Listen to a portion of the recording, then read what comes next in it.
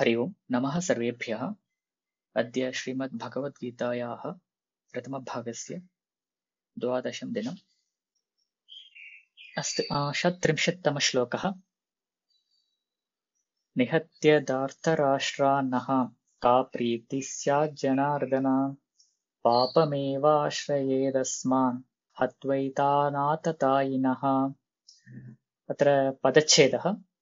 निहत्य धार्तराष्ट्रान् नः का प्रीतिः स्यात् जनार्दन पापम् एव आश्रयेत् अस्मान् हत्वा एतान् आततायिनः। स्यात् जनार्दनः तत्र जष्टुवसन्धिः भवति। आश्रयेत् अस्मान् तत्रापि जष्टुवसन्धिः भवति।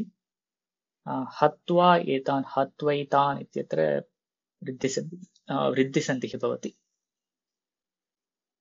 अन्वयं पश्यामश्चेत् हे जनार्दन, अत्र वाक्यद्वयम् अस्ति वस्तुतः। अत्र प्रीतिः अत्र स्यात् इति क्रियापदं, तस्य कर्तृपदं प्रीतिः। अत्र का प्रीतिः स्यात्, कस्य प्रीतिः, कस्य का प्रीतिः स्यात् इति नः का प्रीतिः स्यात्, अस्माकं का प्रीतिः स्यात्। पुनः किं कृत्वा अथवा अत्र निहत्य इत्यस्य अन्वयः अत्र सम्यक् न भवति, अतः अध्यार्तव्यं भवति। अत्र धार्तराष्ट्रान् निहत्य स्थितानाम् अस्माकं का प्रीतिः स्यात् इति अत्र सम्पूर्ण अन्वययुक्तवाक्यं भवति। अत्र धार्तराष्ट्राणां निहनात् परम् अस्माकं प्रीतिः का भवति अथवा का स्यात् इति अत्र अन्वयः। अत्र प्रीतिः इत्यस्य अर्थः सुखम् अथवा सन्तोषः, हर्षः, आनन्दः इत्येवम् अर्थः भवति। धार्तराष्ट्राणां हननात् परम् अस्माकं किं सुखं भवति अथवा किं सुखं भवेत् इति अत्र अर्थः। अत्र सरलः एव अर्थः। अत्र लघुविषयः, अत्र अध्याहारः एव करणीयः। किमर्थं समानकर्तृत्वभावात् अत्र अध्याहारः भवति। निहत्य स्थितानां नः का प्रीतिः स्यात् इति सम्पूर्णवाक्यं भवति। अग्रिमं क्रियापदम् अस्ति आश्रयेत् इति क्रियापदं। तस्य कर्तृपदं पापं, पापम् एव आश्रयेत्। अत्र पापं किम् आश्रयेत्, स्थितान् अस्मान् पापमेव आश्रयेत्। अथवा अत्र स्थितान् हत्वा स्थितान् अस्मान् पापमेव आश्रयेत्। अत्र वयं किं कृत्वा वयं स्मः इति चेत् आततायिनः एतान् हत्वा। अत्र आततायिनः इत्येतत्तु धार्तराष्ट्राणां विशेषणं भवति। आततायिनः एतान् हत्वा स्थितान् अस्मान् पापमेव आश्रयेत्. So only papam can happen to us after killing the Dhartarashtras who are Atatayis. So after killing Dhartarashtras, what is the benefit that we are going to get? So tatha artha bhavati. So artha saralah eva bhavati. अत्र पुनः कश्चन विषयः वर्तते। अत्र आततायि शब्दस्य अर्थः पापकृत् इति अर्थः भवति। यः पापं करोति कृतवान् सः आततायि इति उच्यते। तथापि तत्र विशेषशब्दः अयं।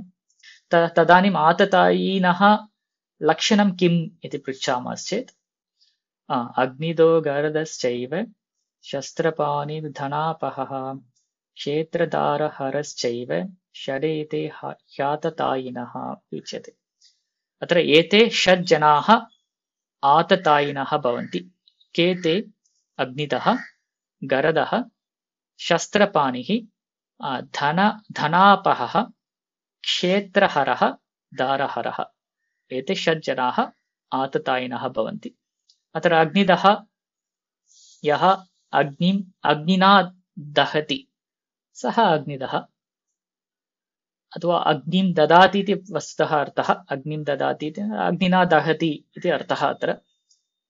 पुनः गरदः गरं ददाति यः सः गरदः शस्त्रपाणिः यः शस्त्रपाणिना यः शस्त्रेण बाधते सः शस्त्रपाणिः धनापहः यः धनम् अपहरति सः धनापहः क्षेत्रहरः यः क्षेत्रं हरति यः क्षेत्रं चोरयति सः पुनः दारहरः यः दारान् चोरयति हरति सः दारहरः अत्र एतेषु यत्किमपि एकं पापं कृतवान् चेदपि सः आततायी भवति वस्तुतः अत्र धार्तराष्ट्राः अत्र एतान् सर्वान् अपि कृतवन्तः ते अतः ते सर्वे अपि आततायिनः इति अत्र उच्यते अत्र किं किं कृतवन्तः ते अत्र गृहस्य अग्निदहनं कृतवन्तः पुनः गरदानं इत्युक्ते गरं नाम विषम् अत्र भीमस्य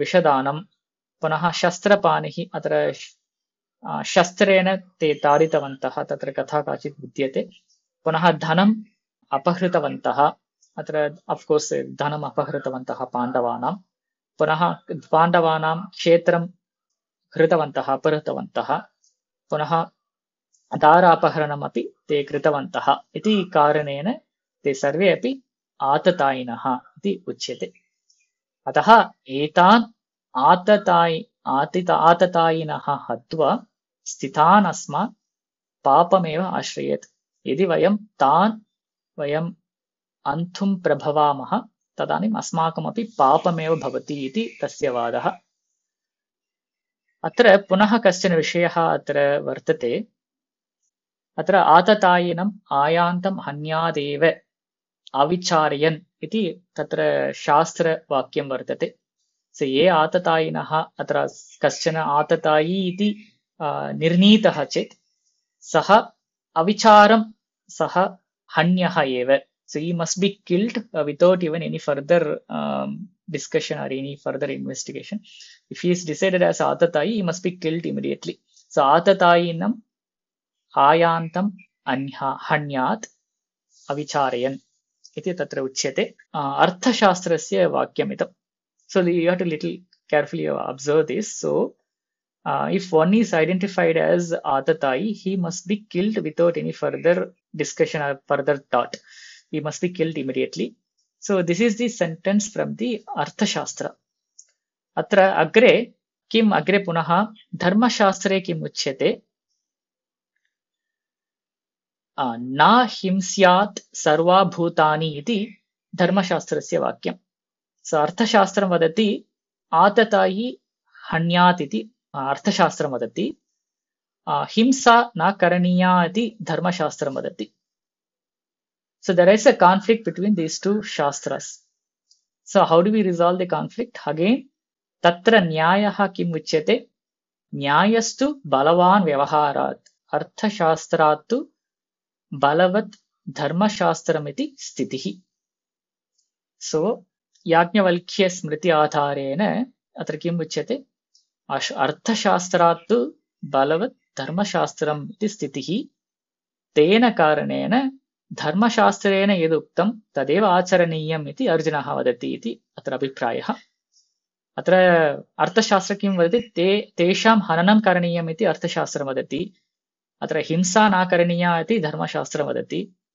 परन्तु अत्र अर्थशास्त्रस्य अपेक्षया धर्मशास्त्रं बलवत् अस्ति इति कारणेन हिंसा न करणीया इत्येतत् अर्जुनेन स्वीकृतम् अतः अर्जुनः यद्यपि ते आततायिनः सन्ति वयं धर्मम् आचरन्तः स्मः तेषां हननं यदि वयं कुर्मः तर्हि तत्र शास्त्रविरोधं भवति अतः पापमेव अस्माकं भवति इति अर्जुनस्य वादः so if you are able to get it so by default if he is decided as a hatatayi he must be killed according to arthashastra but the dharma shastra says himsa should not be done and that precedes over the arthashastra so if we kill these atatayis then the dharma shastrasya virodhah bhavati तर्हि अस्माकं पापमेव भवति इति तत्र सूक्ष्मवादः दृश्यते so there is another interpretation of the same shloka is seen actually it is just other paksha I have read it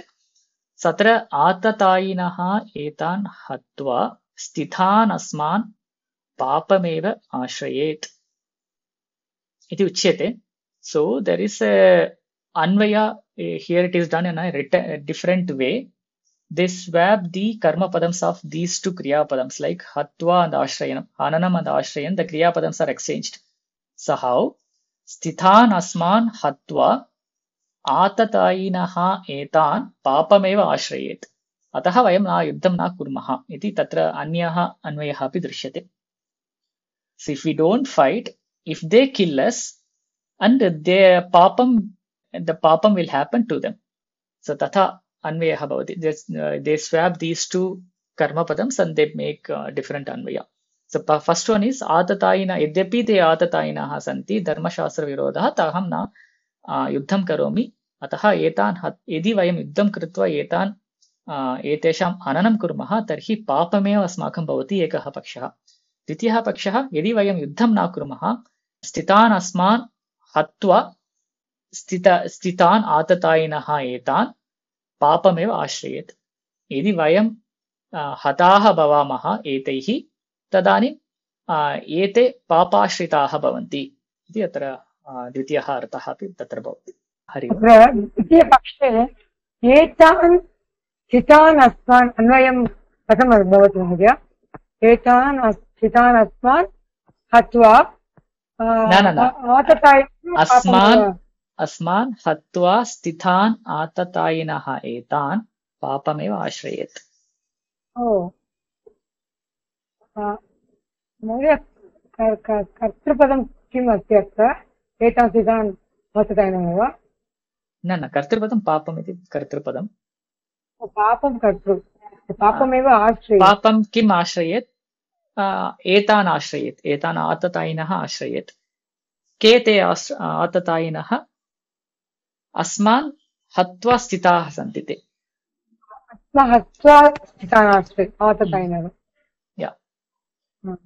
अस्तु महोदय. So there is one more shloka. It's a very simple shloka. Tasma narha vayam hantum data rashtran swabandhavan swajanam hi kathamatva sukinaha syama madhava. It's a very simple, easily identifiable, understandable shloka.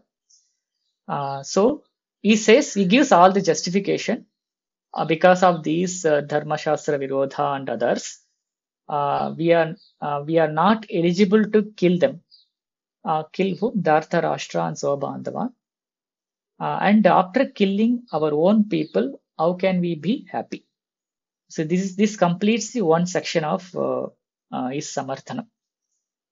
So he actually starts with he is not actually interested in any of them and what we are going to get out of it, and for whom we are actually fighting. They are all here to live their life itself. Then why we have to fight?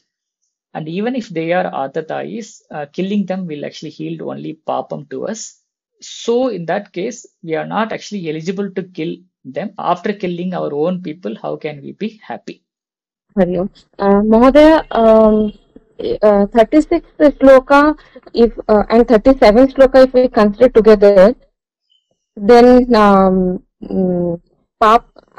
etan atatayina hatva asman papameva ashrayed sounds more reasonable, because in the next one we are saying dhartarashtran swabandhavan hantum narha.